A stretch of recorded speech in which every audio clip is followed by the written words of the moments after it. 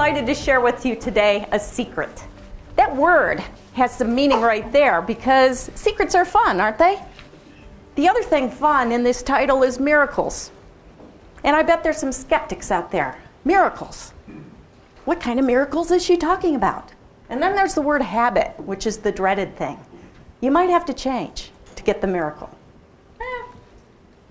Let's see what happens. So I want to tell you a story about Julie. Julie is someone who worked with me a couple years ago. She agreed to take part in a 30-day experiment using the habit I'm going to share with you today. And in the midst of those 30 days, on about day 3 of the experiment, she got a call from a hospital on the East Coast telling her she needed to pack a bag and immediately get there because her mom had had a stroke. She was the caregiver for her father who has dementia, and there was nobody else in town to take care of either of them. So she packed a bag, she left 2 teenage kids and a husband behind. She also left her job behind. She's a nurse, she works full time.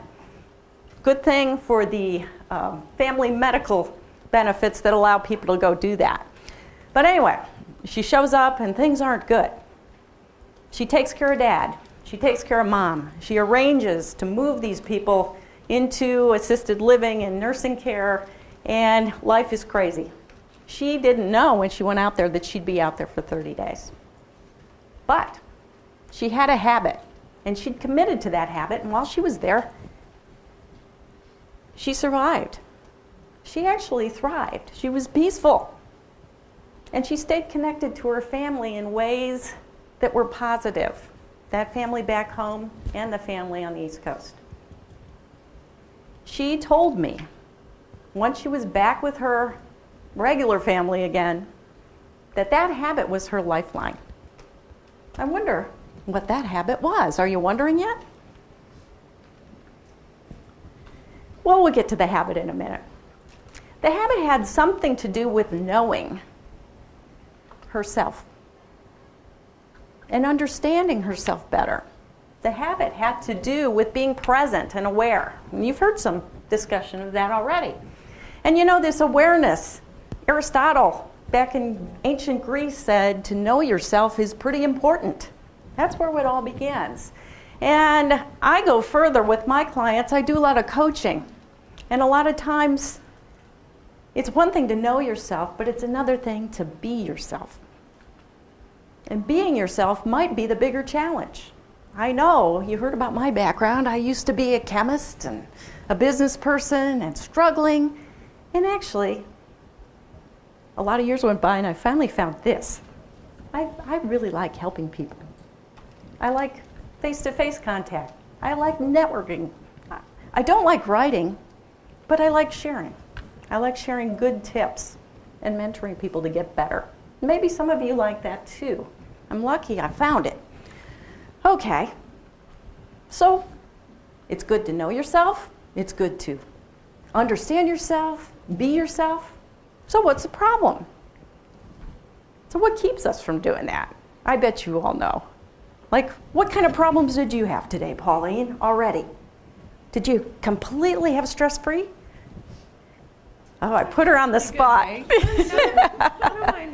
guess my thing was I was trying to get as many people to come to this presentation.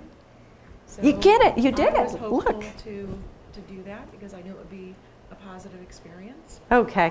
Well, I put her on the spot here. So maybe some of you have things pulling at you. Elderly parents, sick children, weather getting rainy.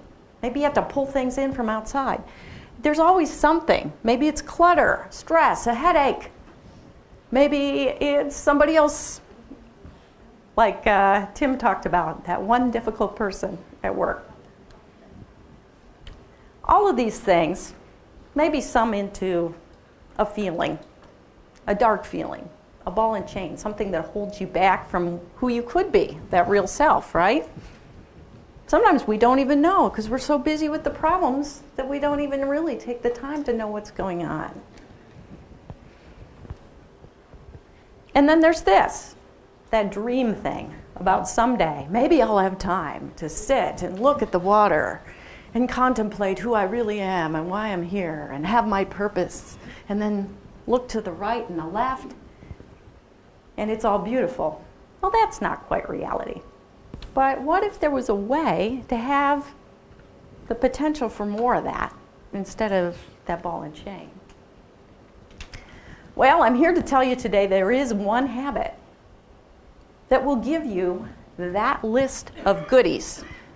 Less physical pain, better relationships, mental focus, clarity, productivity, aging better, your ability to clear clutter, maybe something that puts a stop to procrastination.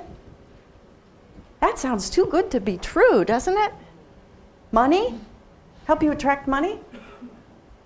I don't know if there's research on that one, but my clients have been able to do some of that too. So anybody want to guess what this habit is? Come on. It's not exercise. There's a clue on the screen. Writing. What kind of writing? Journal writing. And it goes beyond the gratitude journal, but I'll talk about, that's a big piece of it. Okay, so I promised you today there was research behind the power of journaling. The research started in the 1990s and it goes right up to now. So I'm going to highlight some of it. The first thing, and Lisa alluded to immune health. Actually, back in 1999, a study was done that showed that writing about feelings, okay, feelings and emotions, can boost your disease-fighting lymphocytes in your body. And being angry can hurt that. So, what should you do if you're angry? What might you do? Write down your feelings. Write down your feelings. Then maybe you won't get sick. How about brain health? There was a study back in 1997 that used MRI. And it showed that when you pick up a pen and write on a paper, you light up all sorts of areas in your brain that don't light up when you use a keyboard. Interesting. Everybody, pick up your pen right now. Get busy, because you're probably tired, right? You've been sitting a long time. Who needs a break? I'm sorry. I have to talk now. Creativity. I love creativity. I coach people on creativity all the time because I don't know, I just think it's fun to help people solve problems and make useful things and have fun doing it and take ownership for something innovative that they've been able to come up with, whether it's a painting or a book or a business product that makes money and solves problems and maybe saves lives. So there's evidence that creativity is boosted when you journal. A lot of people know that. I work with a lot of writers, so I know that to be true. Other things that happen, there is a boost in awareness, consciousness. Maybe you would call it spiritual connectedness, a sense of purpose, to find that. You know, why am I here? Maybe you get the answer to that. And that's what the research has shown. And most of those studies were done in the 90s. And then, one of my favorite studies is about weight loss, 2008. What they found is when people keep food diaries and journals about their feelings while they're going through a diet, can you guess how much more weight those people that journaled about their food choices lost?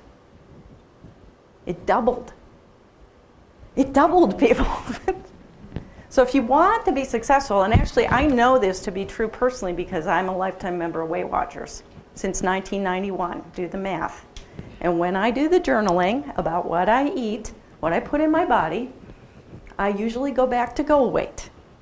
And I don't tend to be under goal weight, ever, okay? Mental health research.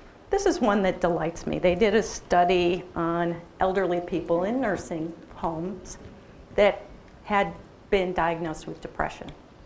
It's bad enough they're in a nursing home, but depression on top of it. And one group did journaling about their feelings, the other group didn't. And there was a marked improvement in the situation of those who journaled. A relief for depression without drugs. So that's promising too. Let me tell you about Kate. Kate is another person that agreed to try that habit of journaling. And she signed up for a research project I did on a certain kind of journal I'd been using with clients for several years, but I hadn't really tested it formally.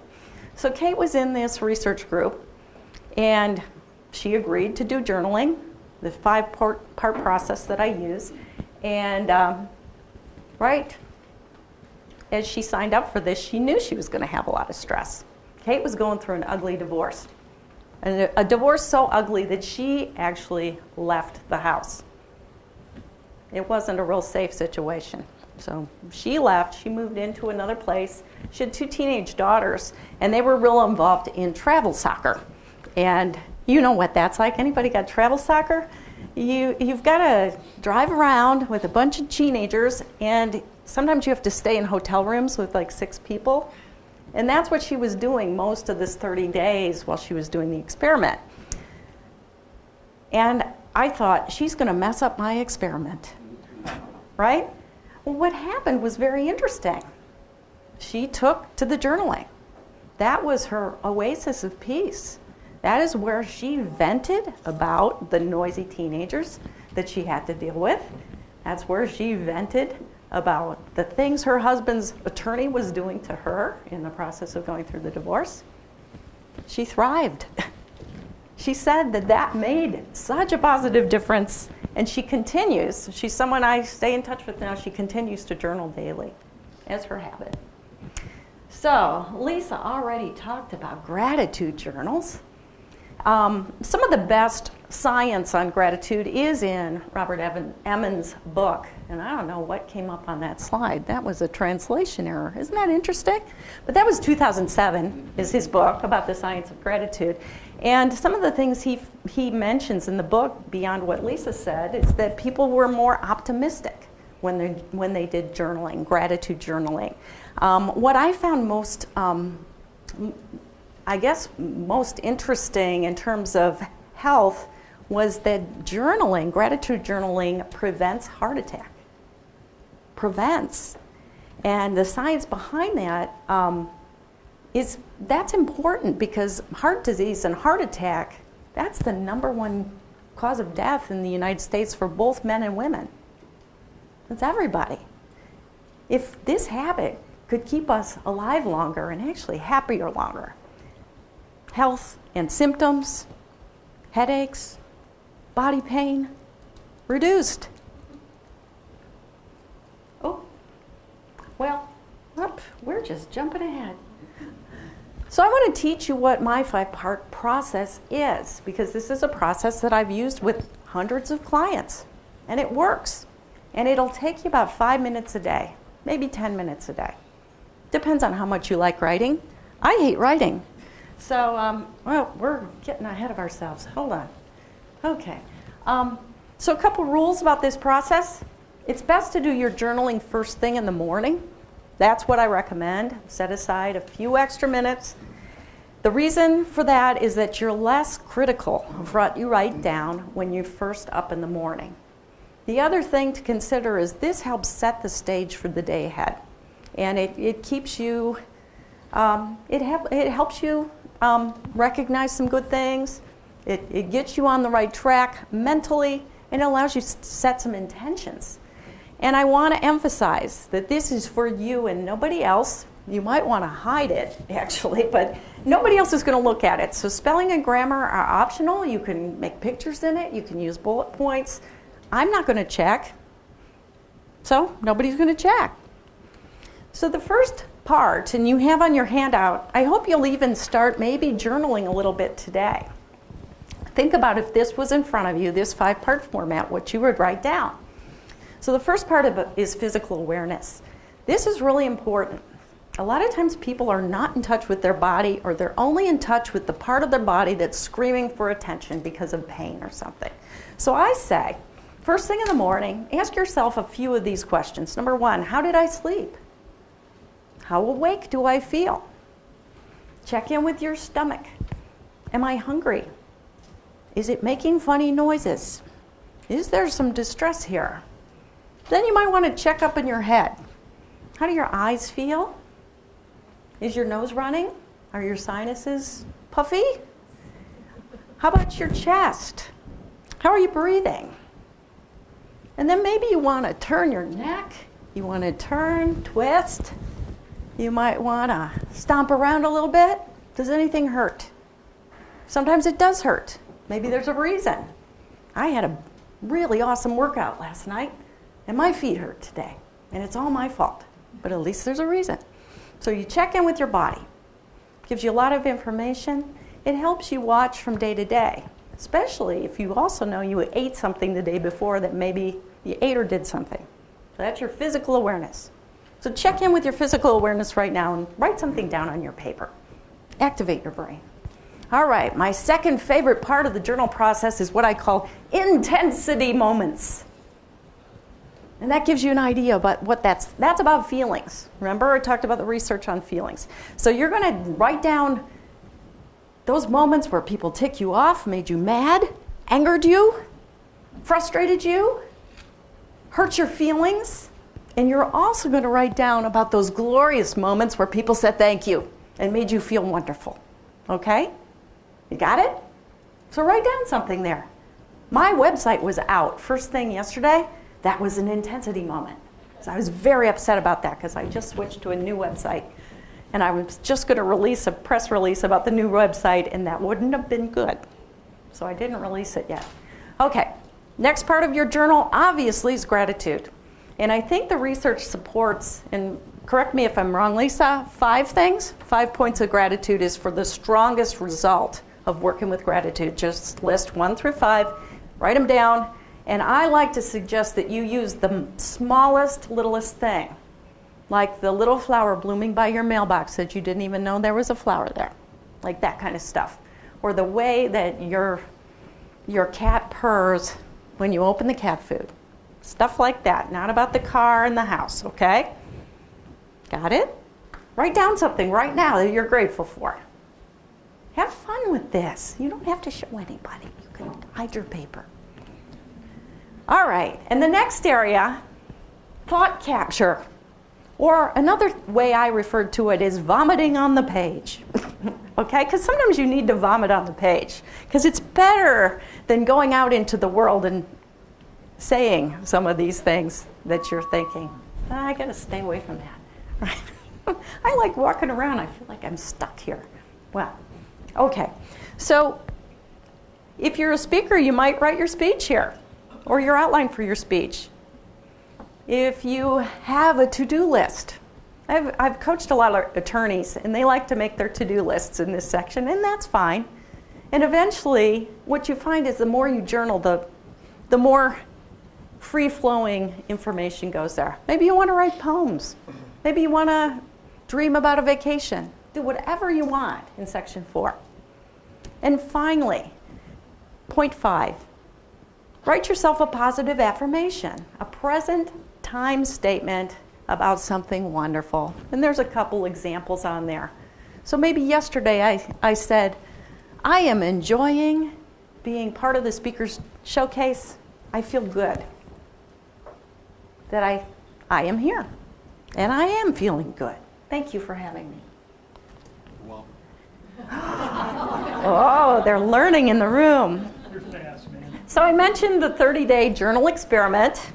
I actually came up with a process giving people structure for journaling. And so that's the journal. We had 20 people that I recruited through Facebook. So they weren't all my clients. Some of them were new people that I'd never worked with before. We had them journal in this process every day. And the results reported all these good things that the other research would have expected. They said they felt better. They had better relationships. They let go and move on. And that's an important thing. Because if we stay stuck on things that are over, that's not very productive. Don't you want yourself and the people that work for you to let go and get their job done? Of course. So the results. 88% of them wrote almost every day, 25 of the 30 days. And a new habit is hard. They wrote first thing in the morning when they could, but that was the hard part about it. And I admit, it's hard to get a habit going. It takes a while. I've put some of the quotes of some of the participants here. I won't bother to read all of them. They said that 75% said it was helpful. It helped them grow. It helped them know themselves better. I think that's important. She said, I didn't even realize I was experiencing high stress every day till I looked back in my journal. Wow. I saw the connection of stress to my physical pain. I was able to put my problems aside during the day. I loved having the structure. Structure is important.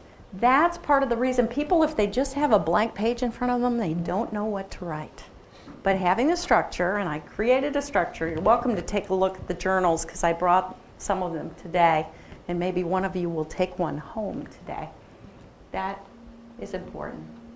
It's easier to identify emotions that are holding you back if you talk about them on paper and record it. So tips for success. I love connection. Get a friend to do this with you. You don't have to show them what you write down, but you can be accountable to one another. Certainly people hire me to coach them to do this, but you can do this on your own. I am an advocate of special journals and special pens, especially pens. Get a really good pen that nobody can take, okay? And don't leave it by the phone. Set intentions for what you hope to gain from the journal process. Maybe you're trying to train for a marathon. Maybe you are changing jobs, whatever it is. And if you skip a day, forgive yourself and write about it tomorrow. We're all here to enable creators. I personally take that that's part of my responsibility. Enable people to be who they are. And maybe you're a supervisor, a boss. Maybe a team that you work with could all benefit from doing this. Doing something fun to help you know each other better. So the call to action is this. Are you keeping a journal? Could you keep a journal? Is there something you could write down every day to make your life better? I've given you some few ideas and a structure to accomplish that. I want to end today to tell you about Mike. Mike is one of my journaling success stories. Mike was referred to me by his CEO. He's a VP of sales. He's been with the company 25 years. The CEO is worried about him because Mike's productivity has been hitting the floor. And CEO is not quite sure why. He just knows that the sales team is upset about the way Mike's been managing things. Mike comes to see me. Turns out that there's a couple things going on with Mike. He's not sleeping. He's not getting along with his brother over the issue of an elderly father. And Mike feels like his confidence is about there. In fact, he admitted to me that he's pretty sure he's depressed. And what do? Well, I taught Mike the acupressure technique, EFT, or emotional freedom techniques, that I won't have time to go into today, but I'd love to share more with you. And it is in my book, if you're really curious. Taught him that, and I also suggested journaling. And Mike came to see me once a week for 4 weeks. And during that time, he was the best client, one of the best ones I've ever had. Because when you start with a low person, a depressed person, sometimes you don't know. You just see that sadness and that pain, and he wasn't sleeping. But in less than 2 weeks, Mike perked up. Mike loved the journaling. He really did the journaling. The gratitude part helped, and writing about the problem with his brother was a valuable exercise. He resolved things. At the end of 4 weeks, Mike was in his game again.